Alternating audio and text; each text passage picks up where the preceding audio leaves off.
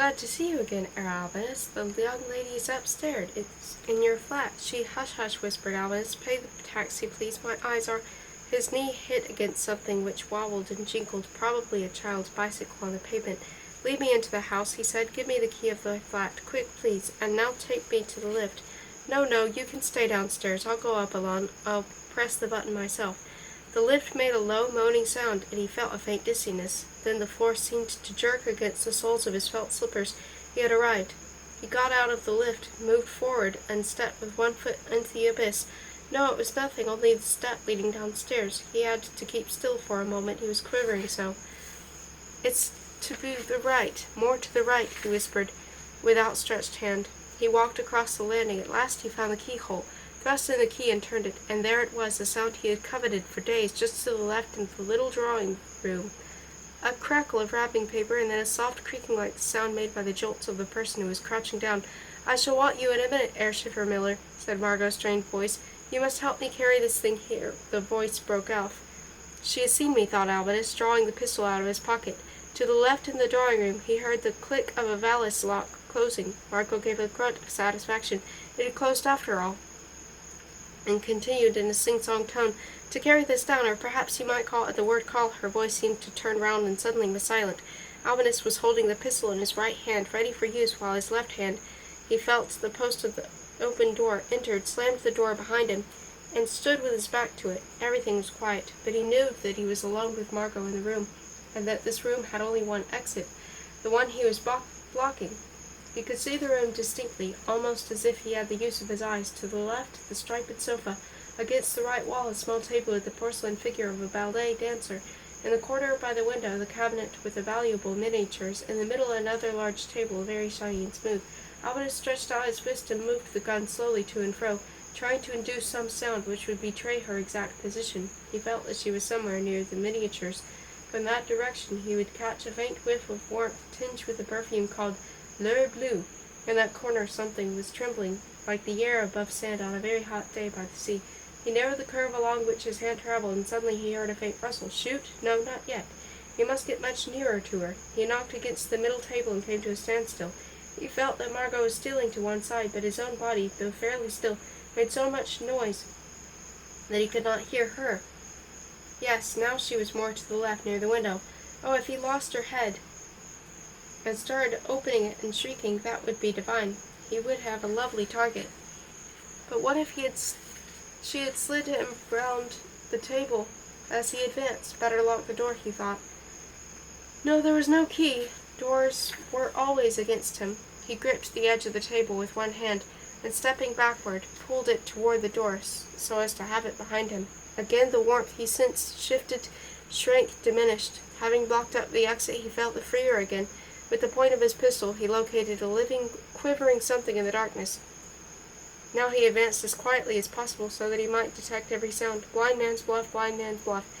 In a country house on a winter's night, long, long ago, he stumbled against something hard and felt it with one hand, never for a moment letting loose the line which he held taut across the room. It was a small trunk.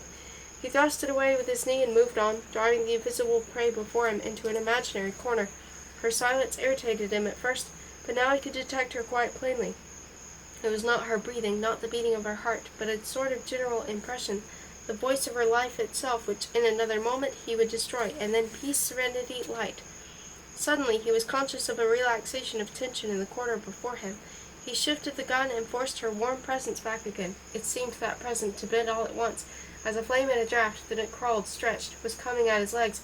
Albinus could control himself no longer. With a fierce groan he pressed the trigger. The shot rent the darkness, and immediately afterward something struck him across the knees, bringing him down, and for a second he was entangled in a chair that had been flung at him, and he fell and dropped the pistol, but found it again at once. At the same time he was conscious of rapid breathing. The smell of scent and sweat hit his nostrils, and a cold, nimble hand tried to wrench the weapon from his grasp. Albinus seized something living, something that let forth a hideous cry, as though a nightmare creature were being tickled by its nightmare mate.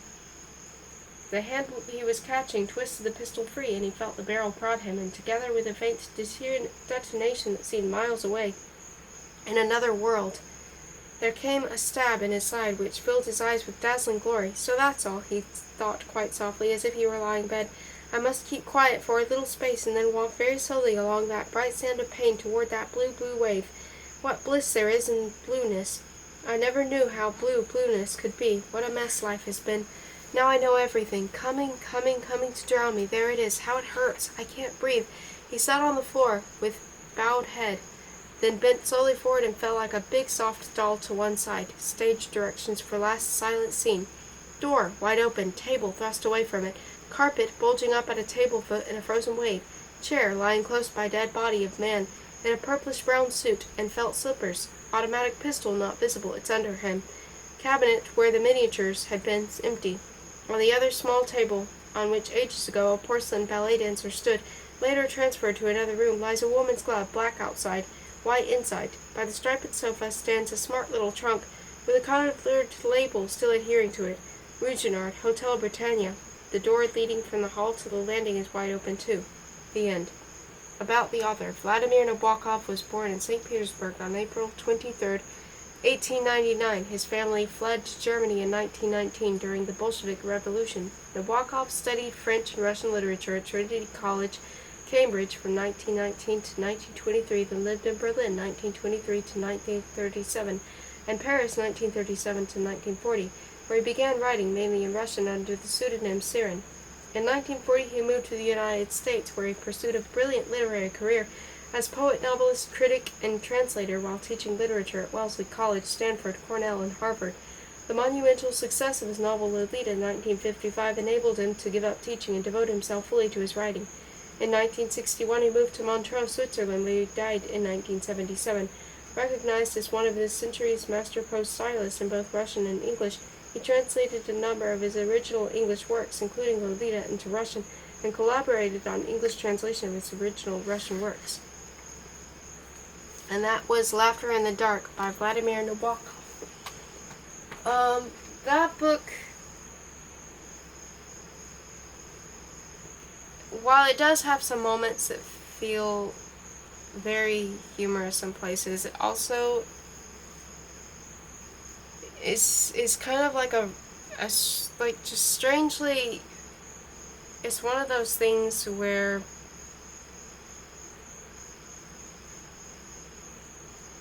it's kind of like a what goes around comes around sort of situation, where it's like you don't want to feel sorry for this man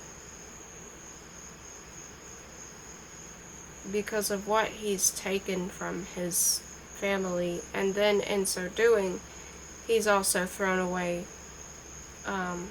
the fact that he even had a family with Elizabeth.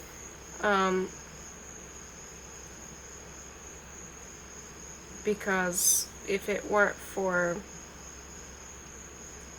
the actions he took,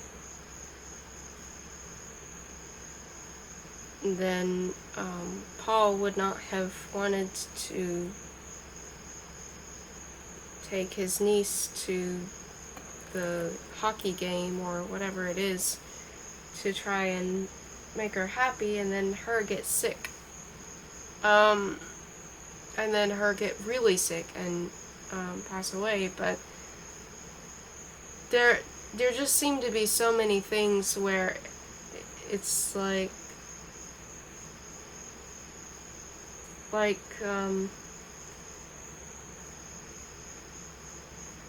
and illusion defense. Actually, before that, in King Queen Knave, it's like the main thing is supposed to be playing cards.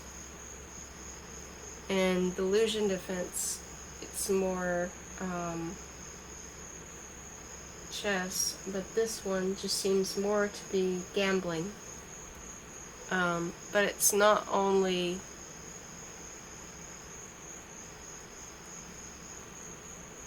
it's not even really Rex who's so much gambling with what he's doing, although he is too. Each of the characters seems to be gambling in some way. But especially Albinus.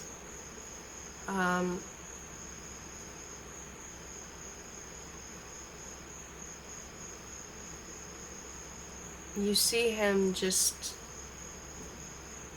blindly giving everything into Margot,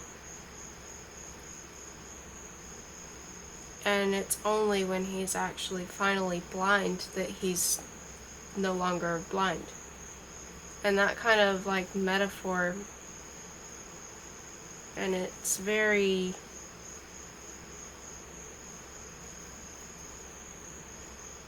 very cleverly done. And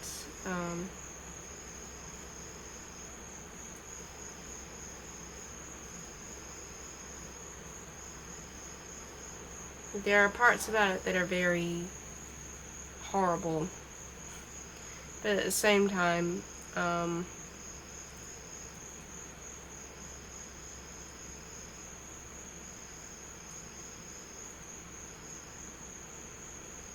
I just feel like the character I feel the most sorry for really is Elizabeth, because she, even at the end, when he's returned to her, basically, it's like now he could actually have a life with his wife and things could be repaired, but he still takes that last chance to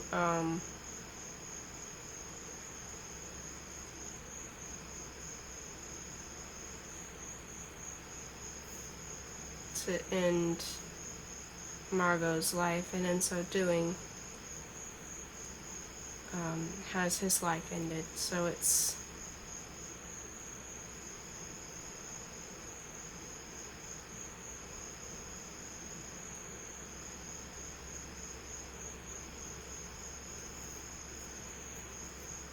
really sad, but it's like, it's one of those things where it's like all along, it's just every little step is so very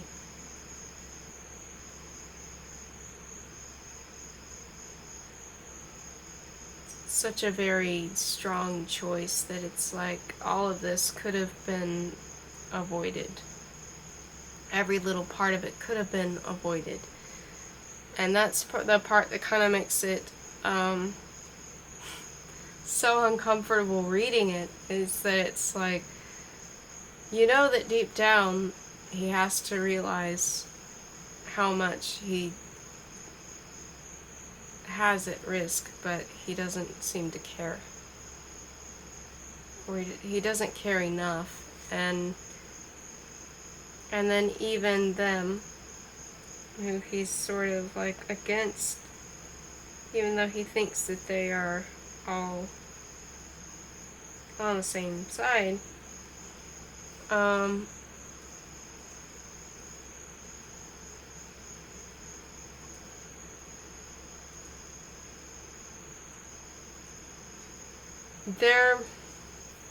they're awful, but at least they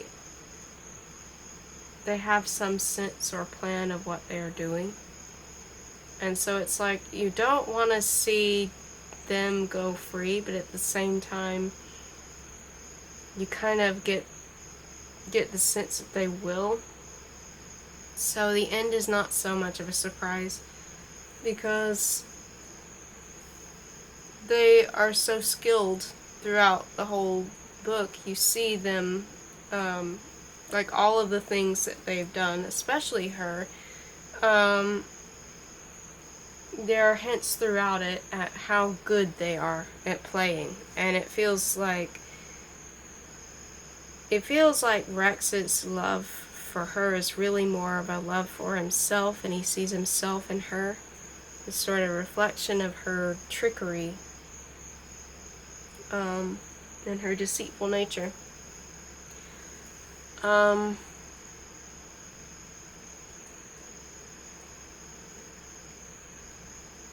And Rex definitely is described like just so maliciously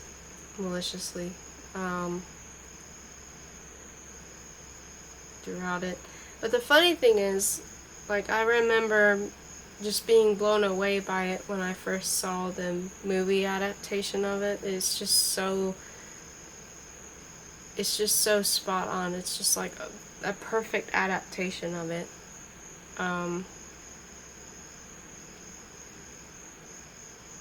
It's just amazing. Anyway, if there is anything in this book that really stuck out to you, feel free to mention it in the comments. I think overall this is actually the third time I've ever read this book. Unless it's my fourth time reading it. I'm pretty sure it's my third time reading it, though. Thank you for listening. And it's my second time reading it out loud. Thank you for listening.